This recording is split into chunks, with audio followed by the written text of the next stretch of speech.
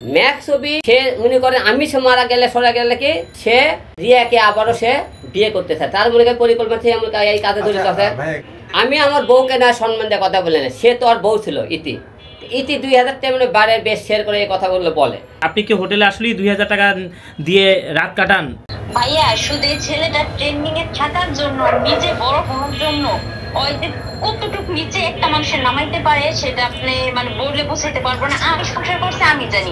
Max ছবি আমার রিয়া মুনি এখনো আমার বউ রানিং, সে আমার সাথে সংসার করতেছে। সে গতকাল আপনাকে মিডিয়াতে বলেছে রিয়া মুনি আজই আলমের সাথে ভেদাল করে চলে আসুক, আমি ওকে বিয়ে করব। সে ওই চাইতেছে একটা ভেদাল হোক, তাহলে সে কথা কিভাবে বলে? আপনারা মিডিয়াতে দেখছেন মনে হয় খবরটা। এখন সে মনে করে আমি সে মারা গেলে সরে গেলে কি সে রিয়াকে আবারও সে বিয়ে করতে চায়, তার মনে করে পরিকল্পনা থেকে এই কাজে জড়িত আছে। সে ম্যাক্স ছবি দেখেন আমরা সংসার করতে মিলেছে রিয়া, আর আমি বললাম তোর ভিডিওগুলো ডিলিট কর রিয়া। সে করতে আমি ভিডিও কোনো ডিলিট করবো না, সে তার সাথে আমার পার্টনারশিপে কোনো কথা হয়েছে, রিয়ার সাথে এইরকম কোনো কথাবার্তা হয়নি। আমরা আপনাকে প্রশ্নের বর্দায় এই জায়গা সে বলছে আমি দুই হালেতে আমি ইতি রিয়া তার নিজের বইয়ের সে সম্মান রাখতে পারে না, সেই কথা বলতে। তা আমি তো আমার বইয়ের সম্মান না রাখতে পারি, সে মনে করেন বউকে সম্মান দিয়ে কথা বলি না। ম্যাক্স ছবি দিয়ে সে তার বউকে কি বলে দেখেন তো, শুন তো।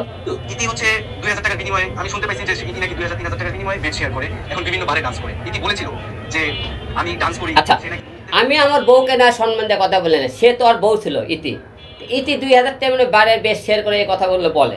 এখন প্রশ্ন হলো কি আমরা এই বিষয়ে কথা বলবো, আপনারা সে যে বারের দা ইয়ে করে আপনারা সাংবাদিকরা প্রশ্ন করবেন, আমরা ইতিকে ফোন দেবো একটা এই প্রশ্নের জন্যে, যে আপনারা প্রশ্ন করবেন যে এই ঘটনাতে সে আমি যে বারে যায় তার নামে কথাবার্তা বলে, এটাই আপনারা সাংবাদিকরা প্রশ্ন করবেন, আমি করবো না।